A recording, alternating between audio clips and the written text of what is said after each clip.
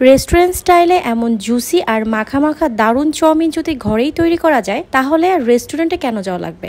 আমার এই রেসিপিতে বানানোর রেস্টুরেন্টের টেস্টও ফেল হবে, কথা দিচ্ছি আপনাদের কাছে অনেক বেশি ভালো লাগবে। প্রথমে এখানে হাড় ছাড়া চিকেন নিয়ে এরকম ছোট করে কেটে নিয়েছি। এরপর এখানে আদা রসুন বাটা দিয়ে দিচ্ছি খুবই সামান্য পরিমাণ, স্বাদ মতো কিছুটা লবণ, গোলমরিচ গুঁড়া, হাফ চা চামচ লাল মরিচ গুঁড়া, খুবই সামান্য দিয়ে দিচ্ছি মিক্স হার্বটা অপশনাল, আপনারা চাইলে এটা বাদ দিতে পারেন।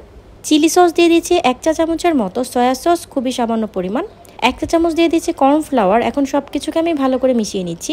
চিকেনটাকে মাখিয়ে নিয়ে একটা সাইডে রেখে দিব। এরপর আমরা সসের মিক্সারটা তৈরি করে নেব। এই জন্য এখানে আমি 3 টেবিল চামচ দিয়ে দিচ্ছি টমেটো সস, চিলি সস দিয়ে দিচ্ছি 1 টেবিল চামচ, ওয়েস্টার সস 1 চা চামচ, সয়া সস হাফ চা চামচ, 1 চা চামচ দিয়ে দিচ্ছি ভিনেগার, 1 চা চামচ দিয়ে দিচ্ছি চিনি। সসটাকে আমি ভালো করে মিশিয়ে নিচ্ছি। সসের মিক্সারটা হয়ে গিয়েছে, এটাকে একটা সাইডে রেখে দিব। এইভাবে সব কিছু আগে থেকে রেডি করে রাখলে রান্নাতে কিন্তু ঝামেলাটা একদমই কম হবে। এখন একটি কর্নফ্লাওয়ারের মিক্সার তৈরি করব। এখানে আমি নুডলস সিদ্ধ করে রাখার যে পানিটা ছিল সেখান থেকে খুবই সামান্য পরিমাণ একটু পানি নিয়েছি। এর সাথে আমি দিয়ে দিচ্ছি 1 চা চামচের মতো কর্নফ্লাওয়ার মিক্সারটাকে একটা সাইডে রেখে দেবো। চুলায় প্যানে আমি তেল দিয়ে এখানে দিয়ে দিচ্ছি 2 টেবিল চামচের মতো রসুন কুচিটাকে হালকা করে একটু ভেজে নিব। এরপর ম্যারিনেট করে রাখা যে চিকেনটা ছিল সেটাকে এখানে দিয়ে দিলাম।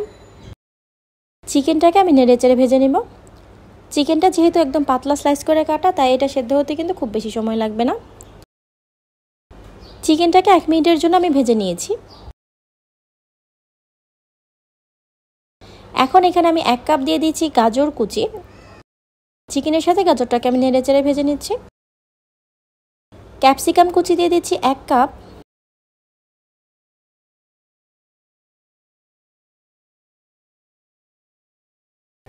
গাজর ক্যাপসিকামটাকে ভেজে নিই। এরপর আমি 1.5 কাপ দিয়ে দিলাম বাঁধাকপি কুচি। সবজিগুলোকে আমি নেড়েচেড়ে ভালো করে ভেজে নেব। এই পর্যায়ে কিন্তু চুলার আঁচটা হাইতে রাখতে হবে। এখন এখানে আমি স্বাদ মতো দিয়ে দিচ্ছি লবণ, হাফ চা চামচের মতো গোলমরিচ গুঁড়া দিয়ে আবারও সব কিছুকে ভেজে নিচ্ছি।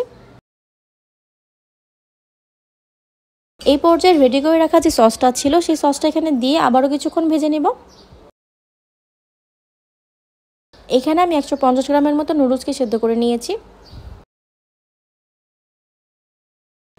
এরপর সব কিছুকে ভালো করে আমি এখানে মিশিয়ে নিব। কর্নফ্লাওয়ার যে মিক্সারটা আছে সেটাকে এখানে অল্প করে দিয়ে দিচ্ছি। এতে করে এই নুডলসটা কিন্তু অনেকটা মাখা মাখা হবে।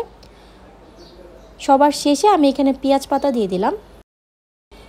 ভালো করে সব কিছুকে কিন্তু মিশিয়ে নিতে হবে। সব কিছুকে ভালো করে মিশানো হয়ে গিয়েছে, দেখতেই পাচ্ছেন। এখন এটাকে আমি সার্ভ করে নিব। রেস্টুরেন্টের থেকেও খুবই মজার এই চিকেন চাউমিনের রেসিপিটা আমি বলবো একবার হলেও আপনারা এইভাবে বাসায় ট্রাই করে দেখবেন। রেসিপিটা কেমন লেগেছে কমেন্ট করে আমাকে অবশ্যই জানাবেন। এমন সব মজার আর নতুন রেসিপি পেতে আমাদের ফেসবুক পেজটা ফলো করে রাখতে পারেন। আজ এ পর্যন্তই, সবাই অনেক বেশি ভালো থাকবেন। আল্লাহ হাফেজ।